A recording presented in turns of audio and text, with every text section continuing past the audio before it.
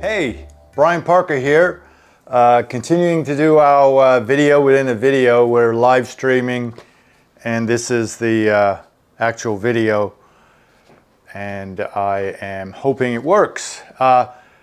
This is because a member had some questions on an LVNV Funding video. I thought it was time to revisit. So when you do a lot of this work, as I said in my video 2 days ago, you pick up new things and you see new insights and new ways those crafty rascals are trying to evade bringing proper burden of proof. That's the best way I can say that. I won't say misrepresentation. So today, separate from that, we're going to do LV Funding 2.0. So I've done previous videos. One went over an hour. I don't know what I was thinking. It was when I was first doing this stuff. And then I did a 10-minute version of that, which went 15 minutes. So that's the last time I visited. I think that was in 2023. So this is LV Funding, LLC defense of their collection lawsuit. So stay tuned, because later on in this video, I'm going to give you the latest gotcha, where I caught him doing something. And again, when I was in college and law school, I had to have jobs that allowed me quickly make money so I can get back to studying. And one of those jobs was a store detective. And I've talked to other store detectives about this. I have a friend he's in charge of many stores and guarding against theft. And they all say the same thing, and this happened to me. When you take that job, you have a certain set of morals. I just come out of the Army, and right is right and wrong is wrong, and so I just couldn't believe that someone comes in the store and steals, for whatever reason. So I would watch someone steal something, and I just could not believe my eyes. So I'd have to put my hand on my heart, and the heart would be going 1,000 miles an hour. And I go, okay, that's real. My eyes see what they see, even though I don't believe them. So that's how I checked myself. And I got to be the point where if someone walked in the store, they opened the door, it was a drugstore, I knew instantly. And I thought I was weird. Like, how do you know? And then I talked to my friend that has this bigger job. I was just one drugstore in college. He handles tons of stores. He says, yeah, the minute they walk in, you can tell right away. You get that good. And he's right. So where I'm going with this is store detective Brian sees this stuff and said, there's no way a big corporation would do that. But they do. So I'm going to show you that later on. And it'll be a great thing for you to use if you see what I see in your defense. So I'll show you 3 firms' approaches to LVNV Funding lawsuits. Each has their own quirks, but the underlying theme is obvious. Do they have proof to meet their burden of proof that you own the debt? Stinger is one of the firms, Stenger & Stenger, which is not a nationwide firm, but they're in a lot of states. I'm going to say probably 11. So it's likely you're looking at one of their lawsuits if you have a LVNV Funding lawsuit. Always look at the bill of sale. We're going to look at the bill of sale today. And that's right now is a fun time to be defending these cases. Just in your head think, many fathers, no lineage between each change of title, no debt account of debtor. There's many fathers here with no real... Maury Povich would not be able to prove and say, you are the dad, because there's just no proof. So look for the assignments in the bill of sale and the lineage between the assignments. And I'm giving you my newest approach to these things. Why I didn't do this years ago, it makes so much freaking sense. So I'll give you that too. So let's start off by taking a look at the 3 law firms that do this stuff where I'm at, and probably in a lot of the states where you at. The first one is a law firm called Stillman, and this is their lawsuit. Shazam. Look at that. Maybe sometimes there's 5 loss pleadings, but what you'll note is that the defendant's name is not inside the lawsuit. Kind of should have that when you're suing somebody. It's not in there. And look at number 2. They're pleading number 2, Shazam. So there you go. So as I tell you these things, I am trying to, and I do this all the time. I look at the video, I go, well, what am I telling people that for? Hopefully you're getting that these are things that go in your counter affidavit. The counter affidavit follows you throughout the case. It is your Bible, your cookbook recipe. How do I make a recipe to give them humble pie? Your counter affidavit. You're going to create it right now, and you can pass it through many errors. So look at number 2. Upon use of the credit account, defendant, nameless, became indebted to the plaintiff. Well, the plaintiff is LVNV Funding. They buy old debt on a large scale. They do not produce credit cards. They do not give loans. So right there, it says that the defendant became indebted to the plaintiff upon use of the credit card. When you get a card, you're with Visa or Credit One. In this case, it's Credit One. So they literally tell you it's a Credit One bank account. So they're acknowledging that there's the original credit of Credit One. That's in the number 1. But then they say upon use of the credit account, defendant became indebted to the plaintiff. Writing this, it should say indebted to Credit One Bank, and then you may want to make an allegation that it was assigned. But they haven't done that. They've said you became indebted to the plaintiff years before it's factually or legally possible. So lean on that. Okay, lean in on that. And folks, you'll see my show notes where I've done just that. This, as you watch my videos now, I would like you to think, all right, he's setting up the counter affidavit and act accordingly. There's also no contract attached to this lawsuit, so I don't know how you can breach a contract if that's not there. And generally, a lot of states require that you say you attach the lawsuit, right? It's a breach of contract lawsuit. So if you don't, some states, especially Michigan, will say, or it's in the possession of the debtor or the defendant. Once you say that, then you don't have to bring the actual contract at least at this stage. There's nothing there in the still. It's 4 paragraphs. You know what I mean? So now let's look at the next one of a popular frequent flyer. It's called Rusin Varchetti Shazam. That's their lawsuit. Not much better, 7 paragraphs.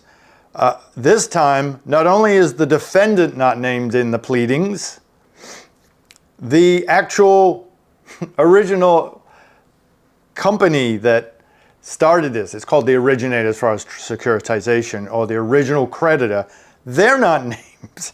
And look at their number 2, Shazam.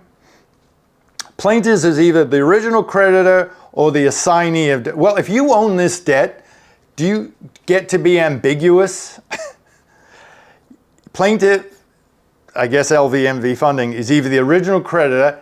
Okay, so we know that's impossible.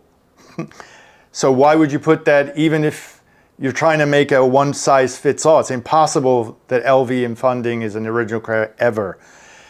The only thing, and I try to look at 2 sides. You're not a good attorney if you don't look at both sides. And you're not a good person in a relationship if you don't at least try to communicate by looking at both sides. Any relationship, friendship or whatever, business. So I try to do that. I really do. I know I'm on one side of things. And that's because it's so glaringly obvious that there is only one side. But plaintiff is either the original creditor, impossible, or the assignee of defendant's account. Well, it's not really defendant's account, it's a defendant's debt. Account means it was put in a securitized trust, or there's a credit card account with the original creditor. Neither one of these things is true together. So let's break them up. What if they said plaintiff is either the original creditor? Nope, can't be the original creditor. Or let's just say we are the assignee of defendant's account.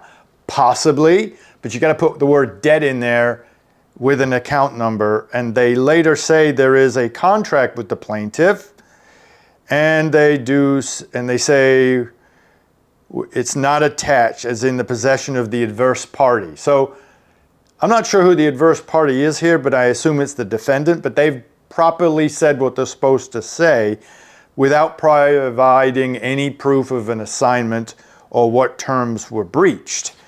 But if you can't say you're the owner of the debt, don't expect me to believe you're the owner of the debt, court, or anybody else. If you're using wishy-washy ambiguities, you yourself have no conviction in what you're saying. And that's important. Again, they didn't name the debtor, meaning you or me or whoever they are suing. Look at the third lawsuit with Stenger and Steger. This is most popular in that they're in the most states. Shazam, and you're likely to see one of these. So that's a basic, and I've just given you the first 4 paragraphs. That's all you need in this case. And they name the defendant. Good. They put her address, and I've whited that stuff out. Then they say the defendant's account, formerly with SoFi, account number. So far, so good. Opened on yada yada. An agreement was delivered to the defendant, and to the best of plaintiff's knowledge, it is in the defendant's possession. So everything is cool there, but it isn't, because they do not provide proof of any assignment or how LVNV Funding. Look at number 1, paragraph 1, Shazam, is the assignee of defendant's account. Well, let's break that down. Defendant can be sued on a debt, but not on an account. And you'll later learn, if you look at my SoFi videos, you'll see that SoFi Lending Corp does not assign anything. They assign it to a branch of SoFi, and they admit it gets put into a secured SoFi trust, and then it ends up maybe, and it doesn't, there's no proof of that, but that's who's the assignor for LVNV Funding. So that's not a true statement on its own. It could kinda, but it isn't. Why not just say the truth? And it's not even a debt. There's no word debt in this debt collection attempt. But I have an additional thing. Look, this is a communication from a debt collector attempting to collect a debt. So what does that mean? You are not required to put that on anything but letters or communications between a collector and a debtor. It's called the mini Miranda rule. And that's 15 U.S.C. 1692 E11. Cindy will put that on the bottom as I'm talking. Essentially, I'll say in the last sentence of the paragraph, except this paragraph, which is the mini Miranda, shall not apply to a formal pleading made in connection with a legal action. So you don't put it in a legal pleading. So what? Well, all collection communications must have a mini Miranda. When you make a collection communication while collecting a debt, you initially, when that first initial statement, whether it's an email, a text, or whatever it is, you must 5 days later, and I'll just read from, within 5 days after the initial communication with the consumer, a debt collector shall, not may, provide the following. And Cindy will put up the actual statute, 1692G. You are required, upon making an initial communication of any form, even on the credit report, and that's a cool thing. Well, I've talked about that, how you really get them there. They are required to provide you a mini Miranda so you know what your rights are. It may be totally BS, so you have a right to dispute. They put this on the collection lawsuit, in this case Stenger, thinking they're protecting, but they're not, because pleadings are not initial contact. There's a specific 1692 GD, Cindy. A communication in the form of a pleading in a civil action shall not be treated as initial communication. So I've said this before, and I always look at it and go, I don't know if I was clear, but my point is, no initial communication, then you don't have the right to have your rights. And one of those rights is if you dispute in writing, they have to stop collecting. When they add a mini Miranda statement to a lawsuit, they lose the immunity of D. A communication in the form of pleadings is not an initial communication, because they're saying we're a debt. Anything you say will be used against you, right? That's, by the way, that's why it's called mini Miranda rule, because it's Just like the criminal Miranda rule, anything you say will be used against you. Here they say, anything you say will be used for the purpose of collecting the debt. So that's why they call it a mini Miranda, a little tip. So they lose the immunity. They now have to provide you in 5 business days your rights. And if they continue to collect without doing that, you've got another defense. So again, keep thinking, oh, that's another thing in my counter affidavit, right? So none of the lawsuits above show a proper chain of title. The Stenger and Stenger one, if you see it, let me know, but they never add any paperwork. And I think that's just protecting themselves because they know you and Parker are around. Maybe, but there's no proof of ownership of the debt. So what's the fun thing we are finding out now? Well, it's all about the burden of proof. So here's the tip that I think is going to be my next lawsuit approach. You answer a lawsuit, you got 21 days or 20, depending on the state, and you got that counter affidavit. Because remember, if it's an account stated statute, which most collection cases are, if you don't sign a counter affidavit in the first, in your first response, in some states, legally, you lose the case. And I'm seeing it more and more now where debt collectors are immediately filing summary motions saying, didn't do the counter affidavit, we did an affidavit, and the law says it's a fait accompli if you don't respond.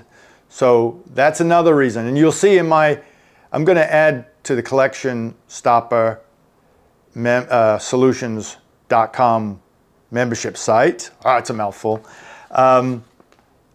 3 answers for you, 3 counter affidavits, my show notes, and maybe some data discovery for you. So you'll see that I actually say in my affidavit, if you don't answer this counter affidavit, because this is what the law says in the statute, in some cases, you owe me. It's a fait accompli that you owe me. It is a gray area, but I will not waive the possibility that I can use it as a bargaining chip or a way to stick it in their eye, because what's good for the goose is good for the gander. If they're going to come after me if I don't follow the law, then I'm following the law. And I see the law in some states, it says you can do your own affidavit, and now becomes their responsibility. By the way, not seen one collector respond back. So I keep that in my pocket if things get really dicey down the road. So keep it in your pocket. I will supply you, as I said, my 3 counter affidavits, my 3 answers. So let's look at what the latest fun, and this is why it's 2.0. I'm going to show you what and I just talked to somebody today in a different state that said, hey, I've got this. And I thought, wow. I thought they were in Michigan. And then they told me what state they're in. So it's worldwide. So this is the bill of sale you may see generally. Shazam. And that's Lynn Fisher signing 5 times for all these weird entities. Look at the date of Lynn Fisher signing and look at the date just on the bottom of the paragraph when the deal was effectuated. Which one is it? When is this tick-tock, tick-tock, tick-tock? It's when someone signs. Now, what do you to do with something like that? You can just feel it in your stomach that that's a whole plate of wrong. So I'm going to show you legally. First of all, what is being sold? Check, is it a debt? Is it accounts? Is it receivables? Is it certain things? Number 1. Number 2, look at the top. It'll say pursuant to the forward flow agreement. And I'm using that forward flow agreement a lot now. It explains what a bill of sale is. It also gives you openings to come in hard on them. It says the word pursuant. When they add the word pursuant, that means whatever's happening after that is pursuant to something. And it's actually more important than the thing of the bill of sale, whatever that is doing, because that's the director of this sale. So you have a right to ask for that. They'll say, no, you can't have the forward flow agreement. It's a trade secret. And they'll fight about it. Good. But if you're going to say this whole thing is pursuant, then you have to provide the thing it's pursuant to. So it'll always say master sale agreement or forward flow agreement. They'll actually use the word forward flow. Go in hard for that. I hope I made that clear. And that should be in your counter affidavit, that it was not attached to the bill of sale that it is pursuant to. Discovery. I'll put some discovery questions in Word, of course, to my membership site so you can see how to ask for that. Simple. Drives them nuts, but stop doing silly things. So let's put the bill of sale up there again. I found what I was looking for. I was pretending like I didn't have it, but now. So it says, for value received and further consideration of the mutual covenants and conditions. So they're digging a deeper hole for themselves, because they're not just saying pursuant now. They're saying all these things that are embedded in this bill of sale. For value received and further of the mutual covenant conditions set forth in the master account agreement. So that's another way of saying the big kahuna ruling this whole thing. So, and you can see it's dated in 2023 here, and look, 17th day of June 23 is when they say something was sold. Account sales, blah, blah, blah. But Lynn doesn't sign it till July 5th. I'd have to check 2023, whether that was a Sunday or something like that. Sometimes you get lucky, you know, because it's 7/5. But she is claiming, check it out, and this goes in your counter affidavit, she's the SVP recovery operations person. Next, she's duly authorized signatory. Next, duly authorized signatory. Suddenly, she's now the vice president of retail finance credit services. Wow. So what am I doing with that? By the way, you're also looking for a Brandon Pierce in the same conglomeration of nonsense. Brandon Pierce is the other signer, but Lynn Fisher is the one signing right now. So what am I doing with all that? The following things is what you're doing. I'm going to give you 3 tips to what to do with that alone, and goes in either your discovery request or your counter affidavit. Shazam. First, where's the written proof that she can sign? I know from doing some research she works for one of those companies I just talked about. So where she has to have written proof that she has the right to sign off on those things. Otherwise, anybody could sign that. And by the way, it's an electronic signature. It's already sketchy. It's legal in some states and a federal statute if you meet certain conditions. But there's already, it's all about credibility. And if she's working for these 3 or 4 organizations, she has to show authority. And there's plenty of case law saying, who's this Bob Stevens signing for, you know, whomever, debt collector. So attached to that must be the authority and right to sign, especially when it says she's vice president but also works for this other company, wears a lot of hats for other people. Where, and this is key, Cindy, put up that bill of sale again. Okay, all those entities that she's signing for, there must be an assignment between each one of your specific debt. So sometimes the companies will add an Exhibit A, an account schedule, or what else will they call it? That's a great line they use. Yeah, a receivables file, okay? With nothing. But they'll go, hey, look at the receivable files, that's her debt. And by the way, for that to be true, somebody has to sign off on that extra piece of paper and say, this is connected to that other thing. In this case, they add like a data file, but they're missing the .com or the .net or the .pdf. So there's no real connection, and most state law cases require you to sign and have authenticity, because it's all hearsay without proper backing or lineage, or legal lineage. Number 3, compare the date of the sale, as I said before, of the bill of sale with the actual date the thing was effectuated, the actual date it was signed. So there's no deal until someone signs. And then even if they say, okay, it starts July 5th, okay, where's the proof she had the right to sign? There is no proof. So use your discovery to figure out the chain of title here using their own, wait a minute, using what? What are we using? That's right. Man, you're good. Use their own documents against them. And I said yesterday, Velocity, gives you almost 100% of your documents you need to win the case. I'm going to go out on a limb and say that LVNV Funding gives you just about 100%. You still do that counter affidavit pointing that out. And again, give that cookbook recipe to the court. I am coming to the end of my show notes. So I am now going to give you two things. Two approaches that can cinch this. All right, I've got to do this delicately. Look at your, what's called your transfer and assignment document. So after Lynn or Brandon signs for 5 different companies, either Resurgent or Sherman Acquisitions then has to pretend to own it and give it to LVN Funding to sue you. So there's like 5 or 6 entities here. I'm going to put up what I have been seeing.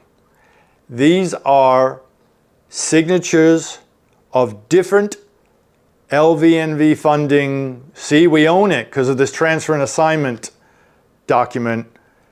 Look at the signatures and you compare, even though the dates are different and in some cases the documents are different, see if you see what I see. We're going right back to me being a store detective.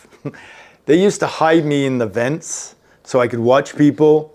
You know, this is years ago, I was in college.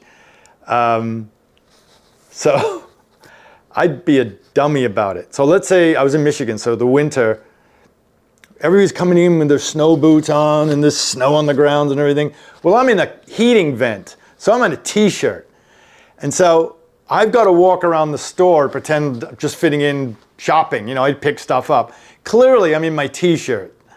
So I'd have to wear my coat all the time, you know, in a heating duct while I'm watching people doing stuff I just don't believe they're doing it. And that's the theme here. Look at all those signatures on different cases, different debts, different assignments. You be the judge. If you see what I see, put that in your counter affidavit. It's remarkable that someone would do that. And that's where I touch my chest and go, am I really seeing that? If you see what I see, you'll see why it's upsetting that someone does that. And each state has a different approach to that if you believe there's some issue there. Lastly, my new approach that saves you from answering the lawsuit, at least it's a good, really stick him in the eye. And this is easy to do. You can go online and find, once I start doing this, I'll add to my my video collection on the membership site. In fact, I will promise you I will do a whole section of video of motion for more definite statement. Sometimes things sound like, oh, that's a big thing and a legal thing and I've got to get a degree. No, it's like when I look at medical malpractice, I go, I'm staying the hell away from that. That sounds like it's a plate full of wrong. But you know what medical malpractice is? You asked for something, someone had a duty to do it right, they breached that duty, there were damages. It's that simple. So motion for more definite statement sounds harder than it is. All you're saying is, and this is freaking great, this is how I would write it. I'd take the 4 paragraphs and put that at I'd say I'd have my motion, I have a preliminary statement, defendant alleges they have no freaking clue who owes what. And I just gave you all that information previous to this. And that, by the way, is what I said is enough for you to put into your motion for more definite statement and say, by example, number 2 says, we're either doing this or we're either doing that. Every court will go, you know, you're right about that. What the heck is that? By the way, they said they assigned it, but they didn't even say the original creditor. In Michigan, for example, collection lawsuits require, I wish I remember what the rule is. It's 2.11, does it something. But you have to put the original creditor. The FDCPA requires notice of the creditor. Now, quickly go back. What did I say Stinger and Stinger screwed up by doing. By putting "we are debt collectors, anything you say will be used for an information against you," anything we get. They ruined their immunity, and now that's an initial contact, and they have to give you, and I will quote the rule again. Cindy, let's see who wins. Can you put it up before I find it on my piece of paper? Okay. It says right in the law, the name of the creditor to whom the debt is owed. There you go. So they, in this case, especially, I think it was maybe in the Stillman or the Rusin one, didn't even name the creditor. It was the Rusin one. So no court, and then you all cite that rule, no court is going to deny you the right to have them make a more definite statement.